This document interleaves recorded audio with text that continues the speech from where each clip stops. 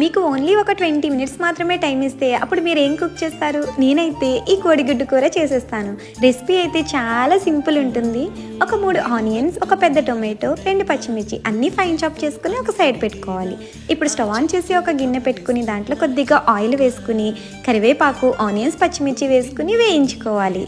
Onions బాగా fry అయిన తర్వాత ఈ టొమాటో ముక్కల్ని కూడా యాడ్ చేసేసి మన టేస్ట్కి సరిపడినంత ఉప్పు, కారం, పసుపు వేసుకుని ఇవన్నీ కలిసేలాగా ఒకసారి బాగా మిక్స్ చేసుకోవాలి.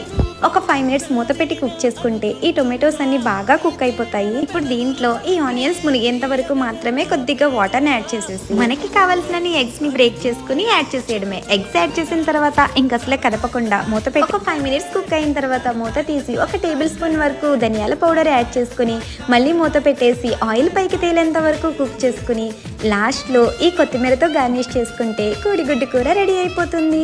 ట్రస్ట్ మీ, చాలా టేస్టీగా ఉంటుంది అండ్ చాలా క్విక్గా కూడా అయిపోతుంది. మీరు